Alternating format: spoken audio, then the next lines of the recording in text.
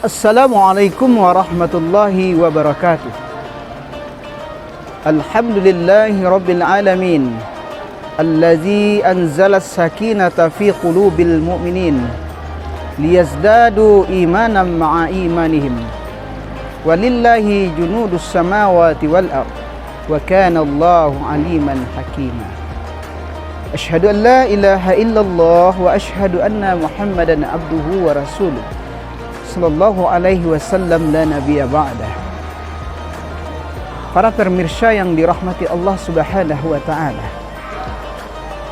Alhamdulillah, dengan izin Allah dan rahmat dan karunia-Nya kepada kita bersama, kita masih diberikan kesehatan, kesempatan dan kekuatan dan keimanan yang kokoh melaksanakan ibadah. Ibadah puasa pada siang hari, tarawih, qiyamul lail pada malam harinya. Mudah-mudahan Allah Subhanahu wa taala memandang ibadah kita itu adalah ibadah yang mendatangkan ridho kepadanya, ikhlas, dan membawa keampunan kepada orang yang melaksanakannya. Amin ya rabbal alamin. Salawat dan salam Allahumma salli ala Sayyidina Muhammad wa ala ali Sayyidina Muhammad senantiasa tercurah hendaknya kepada Nabi besar kita, Nabi Muhammad sallallahu alaihi wasallam. Para pemirsa yang dirahmati Allah Subhanahu wa taala, serangkaian ibadah yang kita lakukan di bulan Ramadan, di antaranya adalah i'tikaf. I'tikaf merupakan berdiam diri di dalam masjid yang dibarengi dengan beribadah kepada Allah Subhanahu wa taala. Yang dimulai dengan niat ikhlas kepada Allah Subhanahu wa taala untuk mendatangkan keridhoannya, untuk membersihkan hati kita, untuk menjauhi problem dunia, kekotoran dunia, sehingga kita mengasingkan diri, berdiam diri di masjid. Oleh karena itu, para pemirsa dirahmati Allah Subhanahu wa taala, untuk i'tikaf ini Rasulullah sallallahu alaihi wasallam menganjurkan kepada umatnya dan juga mencontohkan perilaku i'tikaf itu pada 10 hari terakhir dari bulan Ramadan. Rasulullah mencontohkan kepada umatnya bagaimana pelaksanaan i'tikaf itu sendiri, bahwa Rasulullah mengencangkan ikat pinggang beliau, kemudian mengisi 10 hari terakhir dari bulan Ramadan dengan banyak berdiam diri di masjid yang dibarengi dengan ibadah, beristighfar, tilawah, membaca Al-Quran, salat tahajud, qiyamul lail, dan segala macam amal ibadah yang kita lakukan di masjid.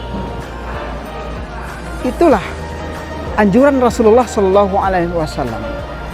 Para pemirsa yang dirahmati Allah Subhanahu wa taala, tentu kita berharap kepada Allah Subhanahu wa taala ibadah yang kita laksanakan itu intinya nanti dinilai oleh Allah Subhanahu wa taala adalah ibadah yang mampu membawa jiwa kita kepada jiwa ketakwaan, yang nantinya Allah akan janjikan surga Jannatun Naim.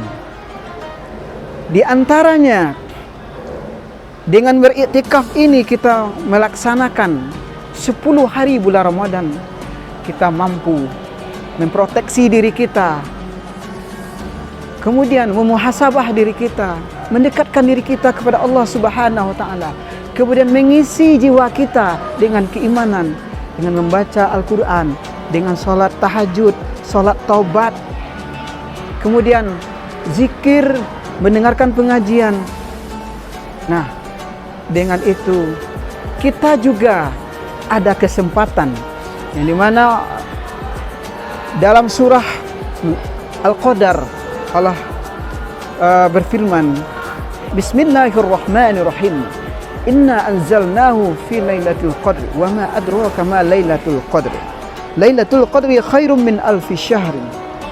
Tanazzalul malaikatu warruhu fiha biizni rabbihim min kulli amr. Salamun hiya hatta matla'il fajr. Dalam surah Al-Qadar ini Allah mengingatkan kepada kita bahwa 10 hari dari bulan Ramadan, 10 terakhir dari bulan Ramadan itu ada kesempatan syaharum alfi syahrin, ada satu malam ya lebih baik daripada 1000 bulan. Maka dengan kegiatan itu, dengan kegiatan iktikaf kita di masjid, insyaallah Allah Subhanahu wa taala dengan keikhlasan kita melakukan iktikaf itu sendiri, Allah berikan kesempatan kita mendapatkan Lailatul Qadar. Itu salah satu keutamaan.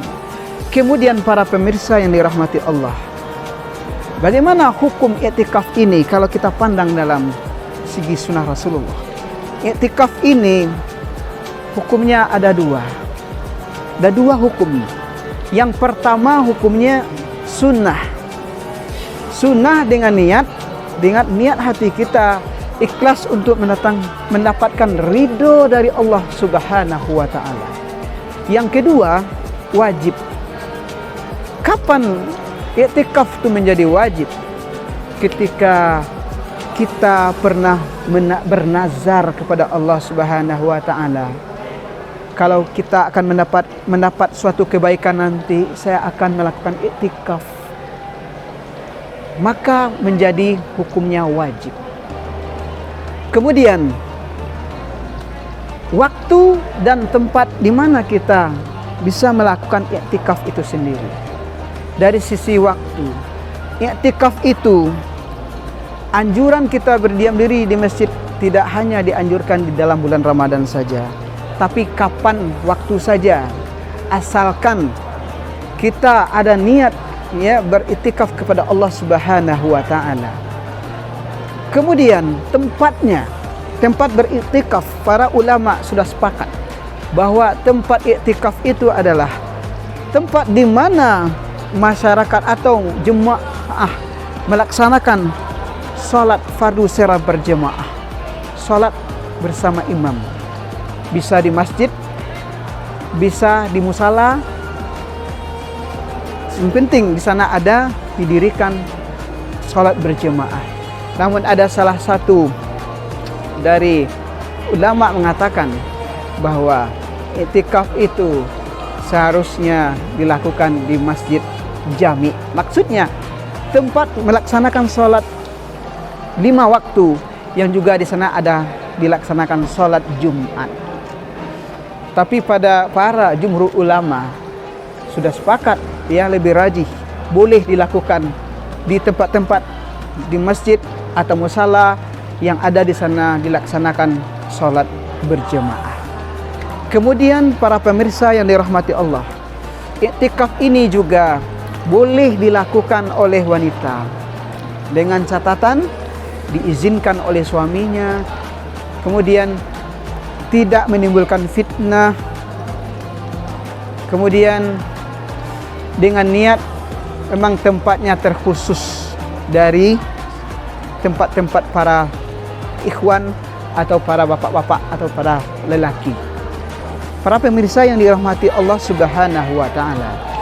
Kemudian kita lihat syarat dan rukun dari iktikaf itu sendiri. Yang pertama niat. Yang kedua berdiam diri di masjid dengan diisi dengan ibadah. Kemudian syarat iktikaf tentunya adalah Islam, balik, berakal, kemudian bersih dari hadas besar, kemudian menetap di masjid sampai berapa waktu. Waktunya paling sedikit iktikaf itu menurut Imam Syafi'i melebihi dari lamanya tumakninah. Menurut imam yang lain mengatakan sebaiknya 1 hari ataupun 1 malam. Tapi para ulama itu sepakat iktikaf itu dilakukan bisa melebihi dari waktu tumakninah ya, walaupun hanya sebentar di masjid dengan niat lillahi ta'ala. Terakhir, para pemirsa yang membatalkan iktikaf, yang tentunya yang pertama keluar dari tempat iktikaf, keluar dari masjid atau keluar dari musala dengan membatalkan niat iktikaf. itikafnya batal. Masuk lagi baru niat itikaf kembali. Yang kedua, murtad. Murtad berarti kita pindah agama, keluar dari Islam. Yang ketiga, berhadas besar. Kemudian yang keempat, menyalahi niat kita atau kita melanggar apa yang diperintahkan oleh Allah dalam surah Al-Baqarah ayat 187. Wala tubashiruhunna wa antum akifuna fil masajid. Jangan engkau mencampuri istrimu sedangkan engkau sedang beriktikaf dalam masjid. Maka ketika kita beriktikaf, terlaksana yang tadi, yang membatalkan yang tadi, maka iktikaf kita dianggap batal, keluar dari masjid, berubah niat, murtad, kemudian berhadas besar atau mencampuri istri, maka iktikaf kita batal. Lillahi ta'ala. Demikianlah untuk kajian hari ini. Mudah-mudahan materi iktikaf ini bisa kita amalkan nantinya, isi bulan Ramadan kita dengan kebaikan dan amal ibadah kepada Allah Subhanahu wa taala. Wabillahi taufik wal hidayah. Assalamualaikum warahmatullahi wabarakatuh.